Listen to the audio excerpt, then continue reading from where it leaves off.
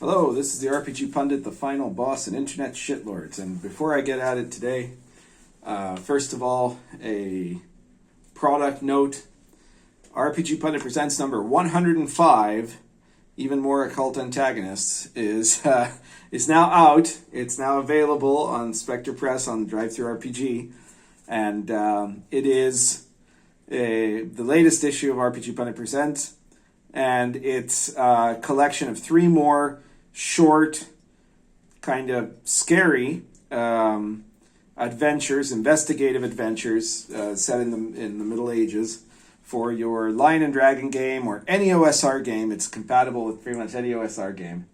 And it includes a ritualistic axe murderer in a tiny village, a death cult in the area of York, and some kind of horrific beast stalking the night in the city of London. So all of those are some great kind of spooky, very, they're short adventures, 1 or 2 sessions probably. And it's all together in one book. It's a great deal. It's a good opportunity to support me and also to get something for yourself that you can use. And I tell you, any one of those 3 have both a better tragic story or morality story or what have you than Ravenloft, and are also probably scarier than Ravenloft. That's my prediction anyways. And that brings us to the topic of today. I really hope this is the last Ravenloft video I do. I'm getting bored of it. I'm getting so bored of it, I've been fighting the Bro SR Boko Haram over in Twitter, or these ultra reactionary gamers that don't want to, they don't believe in using any RPGs other than the AD&D book. And I was pointing out to them, and here's another thing, if you haven't gone yet, check out our latest episode of Inappropriate Characters that just aired, I guess yesterday.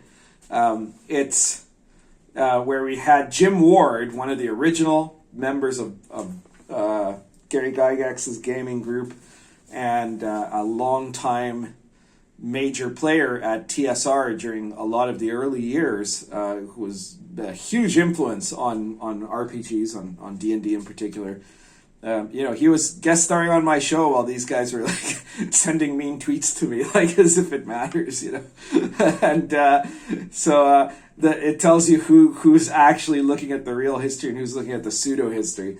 It's they're 2 sides of the same coin, right? You got the woke people over, that have taken over Wizards of the Coast, and they're reinventing Ravenloft in their own image, trying to erase this imaginary past of racist and sexist and homophobic oppression, right? That is not anything I'm not saying there wasn't racism and sexism and homophobia in the past, but I'm saying that the imaginary past that their critical theory narrative invents bears no resemblance to what it was really like at any point in human history, right?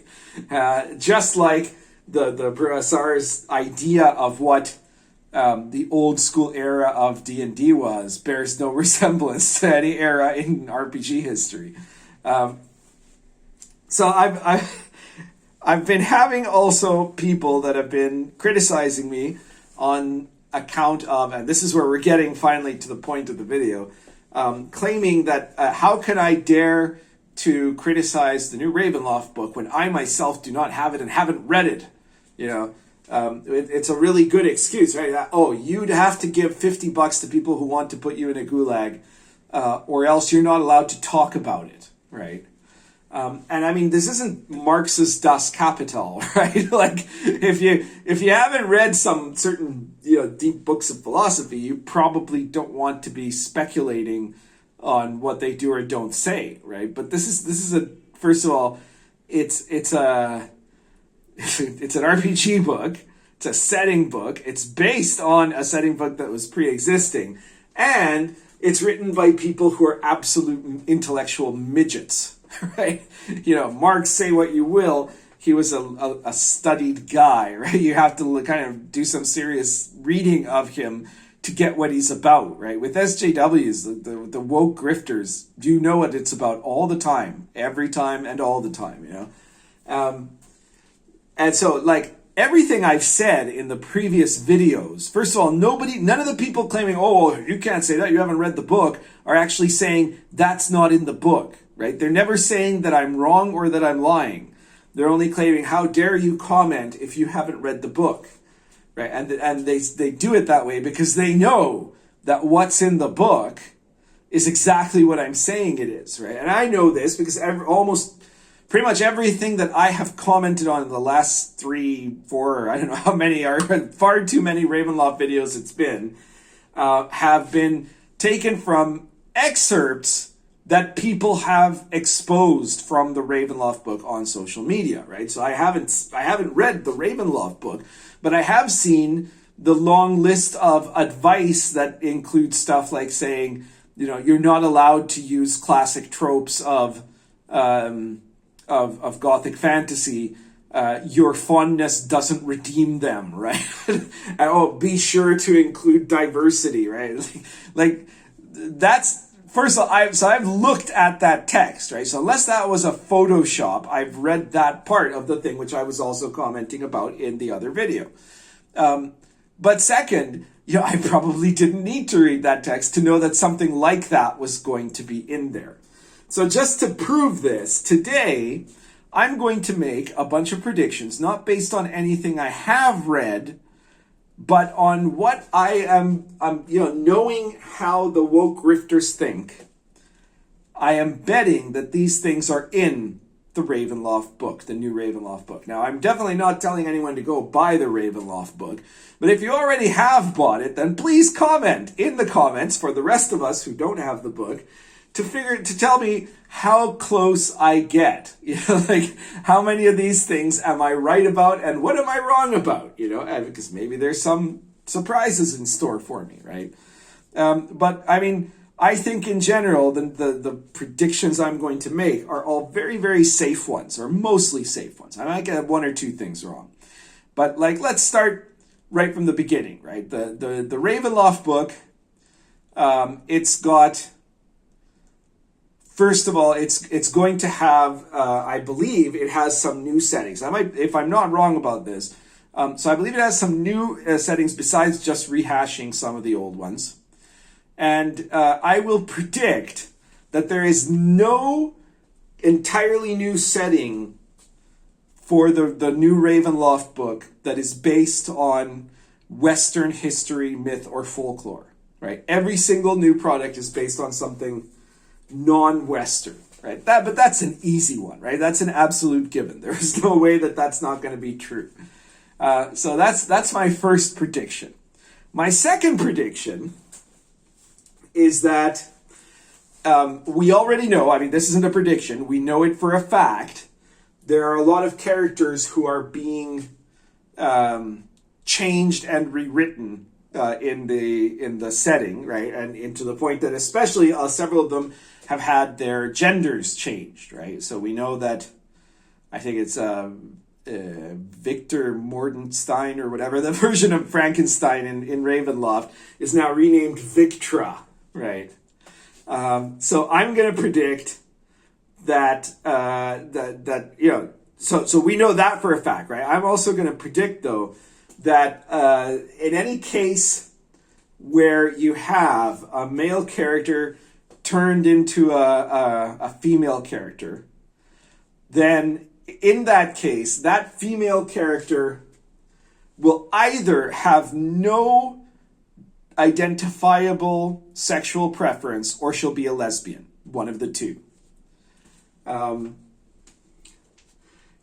now I'm not 100% sure about the next one, but I'm going to bet that in the version of the Frankenstein version of the Ravenloft one, the one with, the Frankenstein monster, which I already know, that one is not a guess on my part. I knew for a fact because I've seen the pictures that she's been, the former Victor Frankenstein character has been turned into a woman.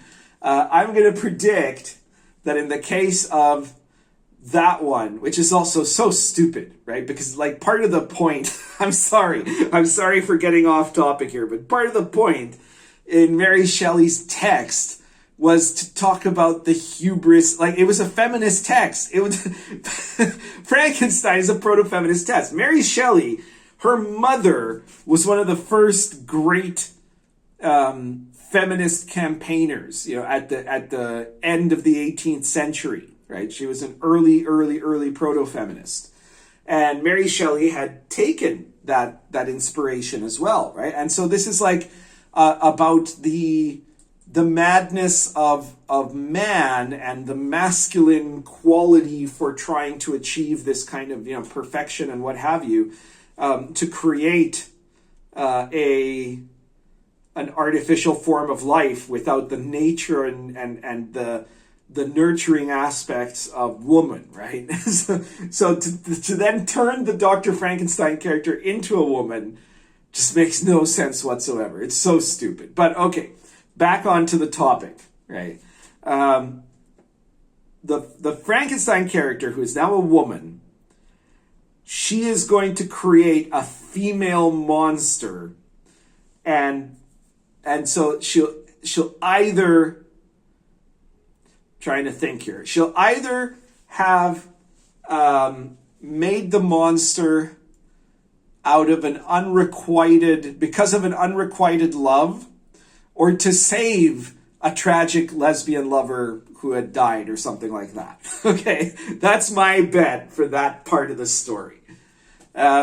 Next, another prediction. And this is an interesting one, because now we're going into the critical race theory part of the evening, ladies and gentlemen. I am going to predict to you that in when it comes to the non-Western settings, they're going to make a claim, like they're going to have first of all, let's start with the really easy one. This one's super easy. I almost forgot it was this easy, right? Almost every single Western setting in the Ravenloft book, every single one that's based on Europe, even if it's medieval Europe or ancient Europe or whatever Europe, if it's European, if it's a setting that is meant to be Western European in origin, in that setting, in all of those, when in the description of who's there and what people there are, it's going to say repeatedly that there are all kinds of people there, that they're all, it's multiracial, right? So there are people of all varieties of colors and what have you, right? And so, and the artwork will depict this, right? So if you have, whatever, Mordenshire or what's another one, Lamordia, or whichever one of those, you're going to see multicolored images in the artwork, and you're going to see the text, assuming that the population in those settings is extremely eclectic of a variety of skin tones and obvious ethnic differences. Okay, whereas in all of the settings that are non-Western, so if you've got, I know for a fact there's an East Indian setting there, which I'm very curious about, actually, having written Arrows of Indra and all. And I believe there's a Chinese setting there. And I think there's an African one. I don't know if there's a Middle Eastern one or not, right? But in any of the ones that are based off of real world cultures or folklore or myth from real world cultures that is not Western, those societies will leave it very clear. Oh yes, like the Egyptian one, for example, they'll leave it very clear that there's no white people there, right? That's all one type, one ethnicity there. So that's another prediction. Correct me if I'm wrong about it, right? And speaking of the Egyptian, that's called Heracure. In Heracure, now I know this. I've looked up some of this, so this one is not really a prediction, but I want to point out that in the supposedly Egyptian setting, from what I've read, the author has made the Egyptians blacks, right?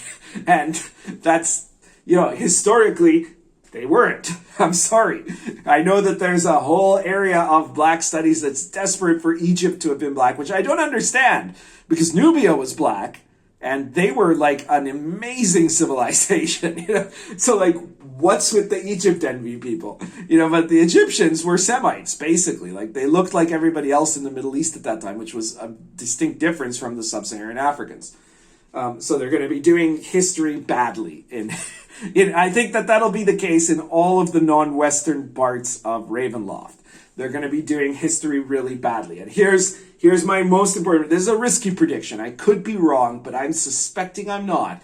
I'm going to bet you that in the Indian setting, which I know nothing about except that it's supposedly an Indian guy who wrote it, but I don't know how Indian. Is he Indian or Indian American or what have you? In the supposedly East Indian setting, in the Chinese setting, in both of those, I give a very high probability that in spite of it being totally contrary to the historical values of those cultures, the ruling person, you know, whether it's the Dark Lord or whoever the king is or what have you, will be a woman. Okay? Even though, you know, in the history of China, that's not, you know, the women were not the ones that ruled, with very, very, very few exceptions. Not from the front, right? Like, there were sometimes dowagers that were very influential and what have you. And likewise in India, you know, there were no these were fundamentally misogynist societies, right? And so they had different roles for men and women, and in both of them, women were severely limited in terms of their political power and positioning, right? And yet, I bet you anything that in both of those, for sure. Now, the African one, I'm not so sure about. I'll give it only a 40% chance that the ruler of whatever the African setting is also a woman. And this is not really actually anything to do with any cultural issues, right? But it's to do with the fact of how woke grifters think, right? Because they are very, very racist. Woke grifters are some of the most racist white people in the world, right? And so they have certain associations in their mind that will lead them, you know, because especially like, you know, East Indians and Chinese people to them, Asian people to them, and we know this because they've told us so repeatedly all over the place, are like white people BIPOCs, right? Like they're people of color, but they are part of whiteness and the problem of whiteness, right? Increasingly so, as because the success that those people have had in that those ethnic groups have had in the Western world and in education and in jobs and all of that goes right against the fundamental root cult-like belief system that says that no, the world is white supremacy is completely oppressive of anybody of another race, right? So like, you can't possibly succeed, right? A person of color cannot succeed in a world dominated by white supremacy. Okay, but then explain why it is that, you know, there are more people of Asian extraction that are graduating at the top of the class than white people, you know. Well, same thing with East Indians, right? Because their cultures are very educated, very intellectual, and so what ends up happening is that they become accused of assuming whiteness, right? That they're part of whiteness now. And so, of course, they have to be treated in the same way, right? You have to gender switch their cultural norms. You have to regularize them. Whereas Middle Eastern and African cultures, they don't think of us that, because they think of them as oppressed peoples, right? Because again, this isn't me. These are the woke people. They are racists, right? They think in this way. And so for them there, you have to, you know, they're going to be more respectful of what are to them just, you know, cultural traditions, rich cultural traditions, right? So if there's brutal misogyny in the Middle East or Africa, they think that's okay, right? That's all right, because it's, you know, respecting their traditions, which is just the woke version of a racist saying, you know, that they don't know any better, right? This is how racist the woke people are. So they're going to make those predictions.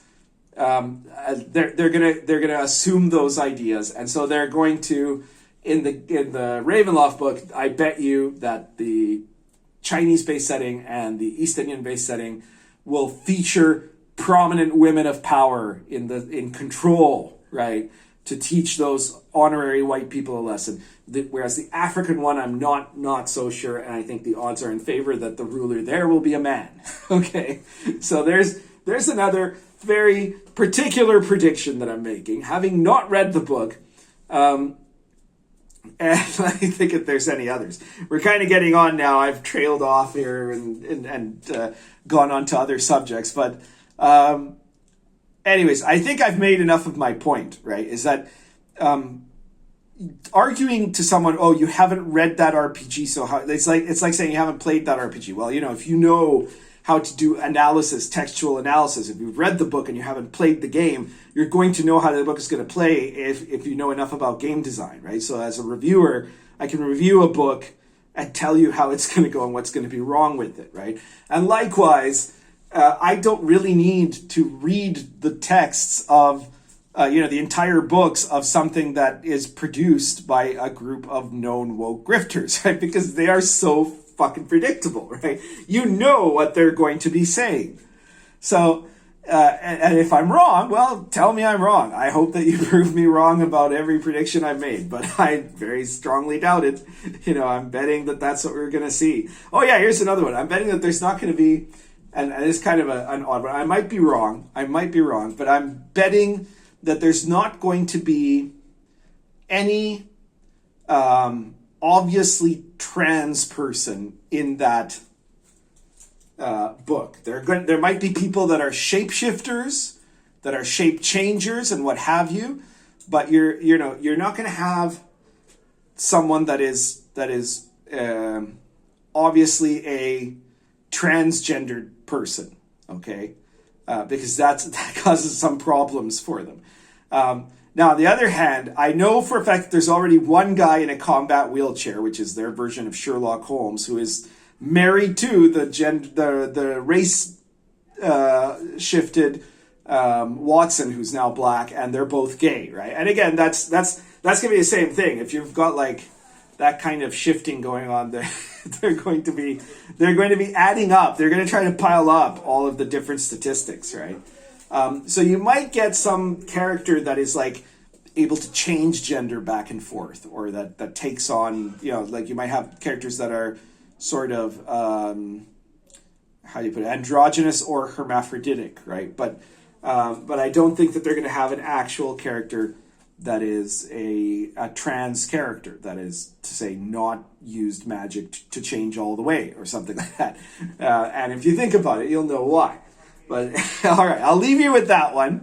That's everything for today, and I hope that's everything for Ravenloft, to be honest. I'm getting tired of talking about it, but I wanted to defend the fact that I can, in fact, criticize it based on what I've seen in excerpts. And if those excerpts are out of context, then you should point out how. None of the people have claimed that somehow by only looking at certain screenshots, I'm being unfair, have explained how I'm being unfair, because they know I'm not, right? Because they can't prove, they can't show me other sections of the text that prove me wrong, right? And now I'm going to test this today, that the game is to see how much of the things I'm outright guessing turn out to be right. Just how predictable are SJW woke writers.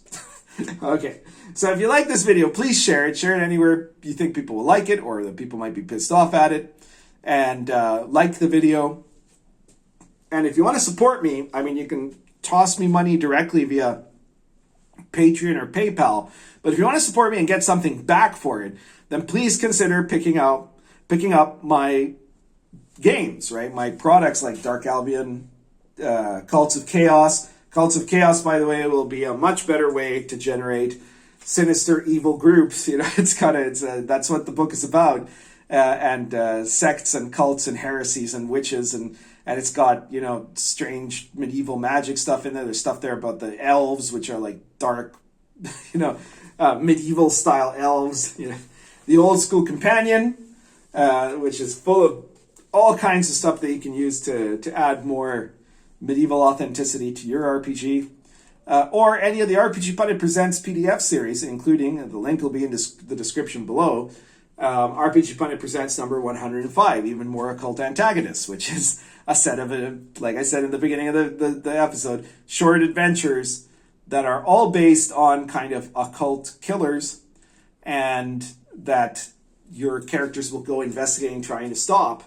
And that, again, I think will probably be more scary and suspenseful than the product that the writers of which have claimed their main influence, for Ravenloft is Scooby-Doo. Like that's... don't have anything against, by the way, I don't have anything against Scooby, because some people have been like saying, Pundit, why are you down on Scooby-Doo? I don't have anything against Scooby-Doo. I just don't think that that's the basis of Ravenloft. That's what their Ravenloft is based on, but that's not what it should be based on, right? So, please check out my books, my products. Take a look. The Invisible College is still coming. It's actually done. In case you haven't heard from the video I did on Inappropriate Characters, I explained this already, but the book is finished. It's a 432-page book. It should be out sometime within the next 2 weeks. The problem is not me. It's not my publishers. Right now, the problem is the certain requirements of drive-through RPG. And once that gets out of the way, and it is a common problem. It's happened a lot of times.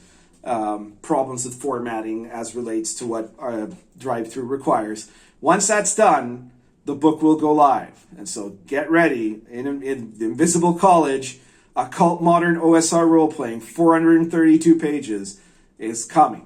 That's a perfect place to stop. Currently smoking Dunhill Amber Root Bulldog plus our Gento Natural.